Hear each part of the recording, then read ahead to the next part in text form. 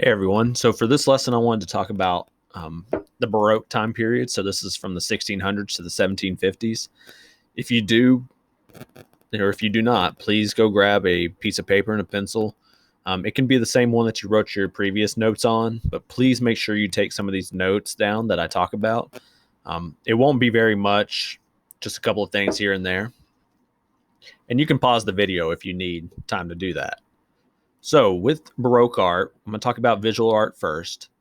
During this time period, you'll see a lot of things where the artist filled the space with a lot of action and movement. It's not just a person standing there smiling, looking creepy.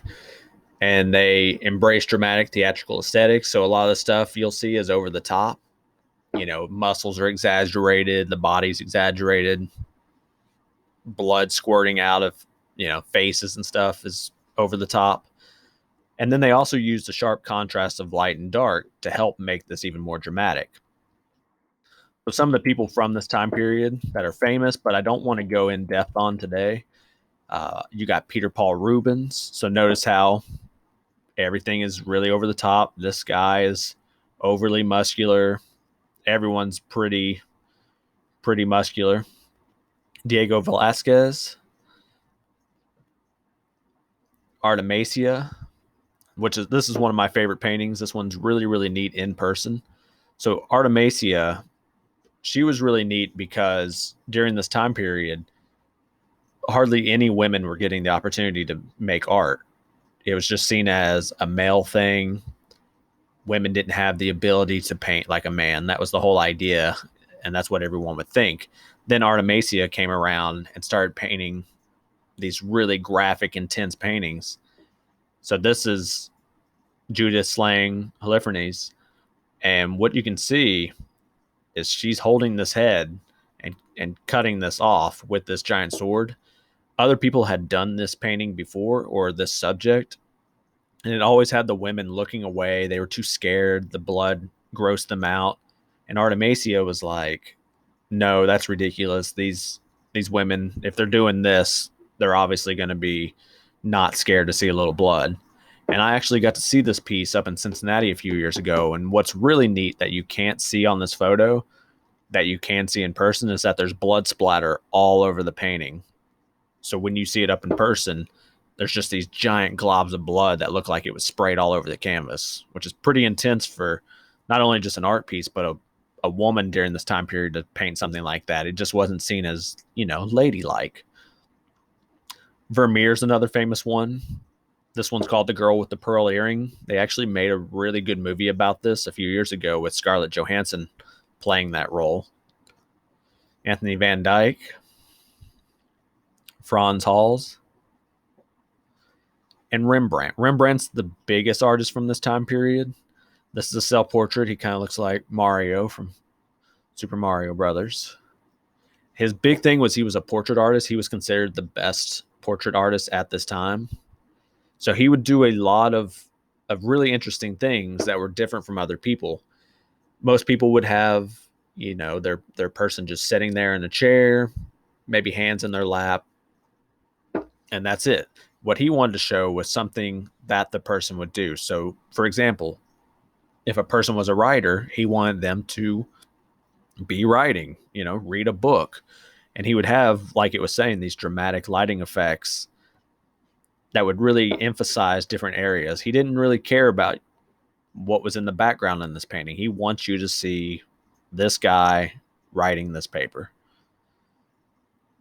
And some of them are a little more simplified, but he still has some kind of action, like this man holding out this slip of paper.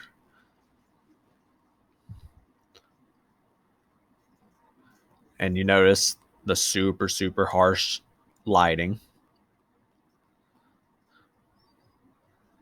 And the thing with him is he would have a painterly surface. So what that means is it shows texture. So before this time period, with things like the Mona Lisa that we talked about, you remember how it had sfumato, how it was that smoky look, and the skin had like 40 layers of paint on it. Everything was really smooth looking. That's because they were taking their time. They wanted it to be just absolute perfection. With this time period, they're doing this more painterly, quick. They want you to just have the basic idea of what's going on. You know, when you look at that portrait, you know that that's a person. He doesn't need to go in and smooth out all the details of the skin and the hat and all that stuff. It's trying to get these people's portraits done quickly but looking incredible. So you can notice it's really, really painterly on this picture.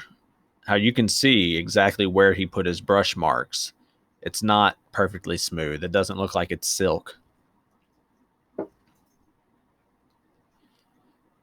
And here's another one where they would pick, you know, more graphic subjects. It wasn't supposed to be just the happiest times like usual. Now, this painting, this one's really, really neat because the painting's neat, but there's a lot of really interesting stories about this one. For some reason, this painting really attracts crazy people. They always want to try and mess with this painting. And you can see down there at the bottom, this painting's almost 12 by 14 feet. And if you notice, everyone in this painting is doing something. There's not one person that's just standing there. Everything has an action, everything's moving, everything has some kind of harsh lighting. So you can see, like, oh, look at that person over there in the back right or the back left. And they also have these little sticks that they're holding, and that's to help draw your eye all around the painting. So it's making you go up, it's making you go sideways, up and across. Same for this gun, it's making you look at this direction of the painting. So everything's really purposeful, which is pretty interesting. And then here's some fun facts. So it got its name from the dark varnish, so that's like a protective covering over top of it. So it got its name from a dark varnish that was put on top of the painting and then removed in the 1940s. It ended up making it look very, very dark and like it was at night. Then here's our first attack. On January 13th, 1911, a man came in and slashed the painting with a shoemaker's knife. And the reason that people suspect that these people come in here and attack this painting is because where it's located, it's a big deal. It's a big sign of wealth and power. And so this is a way for people to come in and make a statement. You know, if they come in and attack this painting, they're going to be on the news and they're going to be able to get their message out. And then sometimes it's just people that are crazy. They don't really know exactly what they're doing. Then about 64 years later, the work was attacked by a person with a bread knife by an unemployed school teacher. There were a bunch of little zigzag slashes. They were able to restore it, so they were able to take the canvas and kind of retouch it up so it looked nice. But you can still see some of the damage now. And then in 1990, that was the latest attack. A man came in with a spray bottle and sprayed acid all over the painting, but they were able to clean it off fast enough so it didn't damage the painting. But that one from 1975 with the zigzag slashes, that's what happened. This is what it looked like. And you can kind of see how big this painting is. The people are life size, if not a little bigger. So it's a huge painting. The other thing that Rembrandt would do, he did a lot of self portraits. So this is him all throughout his life. So, you know, he's young. He's playing around with that harsh lighting. He's getting older. These are all pretty interesting. It's interesting to see him getting older in his paintings. Then it leads all the way up to this one. This is the last self portrait that he painted before he passed away. Now, this one is really, really interesting. This one has a neat story. If you go on that PowerPoint that I put up there, you can watch a video about this art heist. But in 1990 in Boston, there's this museum called the Gardner Museum. And these people came in dressed as security guards. And they came in, they stole a bunch of sculptures and paintings. It's the biggest art heist of all time. They ended up stealing over a $500 million worth of art, and no one's ever found a trace of them anywhere. So all the art disappeared. Even this painting has never been seen. But watch that video. It's really interesting. It's kind of like a movie, how they did everything. Then he also did sketches of different elephants and animals, portraits of other people. Next person I want to talk about is Caravaggio. This guy is probably the most intense person you'll see all year. Um, Caravaggio, he departs from traditional depictions of religious scenes. He wanted everything to be very in your face and scary, and you'll kind of see what happened with his life. His artwork was very realistic. He produced human dramas that were played out in harsh settings of his time and place. As you can see, this looks very, very realistic. And notice how it's intense subjects. It's not something that you look at and you're very happy about. And something that Caravaggio would do is he was kind of an outlaw and he would get in trouble a lot. And when people were hunting him down, because he would steal things and he killed people, and when they were trying to hunt him down, he would start painting and put himself in these scenarios where it looked like he was the victim, and then he would just kind of set these around in the town and people would find them almost like a calling card for him. So a lot of his works, people believe, he put himself as this position of dying. And just notice all the details on there. And what's really impressive is he was doing all of these paintings on the run. So he would dive into an empty house, do one of these paintings and leave. And here's your dramatic effect of light. And he also used inspiration from paintings that we saw last time. So really intense, bright, vibrant colors. And then look at this painting. This one is one of his most famous. So usually with paintings of Jesus, it's a little less intense. It's more laid back. They're trying to show a part of the story without offending anyone. And Caravaggio was very intense. He wanted you to see these scars and these holes that are in this body.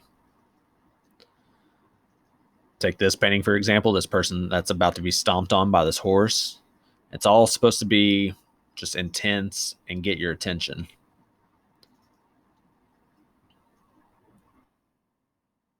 And then Artemisia, who we talked about earlier, she learned from Caravaggio. So that's why she didn't care to take these risks and to make the most intense paintings that she could, because she knew that her teacher was doing the same thing and he was respected but also scared. Also during this time period, you have people like Bach. If you go through the PowerPoint, I have little hyperlinks to music that you can find. And he began his career as a church organist, but later became a prestigious court conductor. Other famous people from this time period is Handel. He produced a great deal of instrumental pieces, but was mainly known for his oratorios and operas. And then if you don't know what an oratorio is, it's just a large-scale composition for chorus, vocal soloists, and orchestra. And then opera is just a drama that is sung to orchestral accompaniment. And then just to kind of wrap things up, dance from this time period, you'll have ballet. So ballet was established as an art form in France by King Louis. And they danced at social events and by professional dancers in theatrical performances, but no one danced on their toes like modern ballet. So that's something that would come a little later. And that's it. If you have any questions, just reach out and email me. Take notes on things that you think are important that stand out, and I will be checking these off later this semester.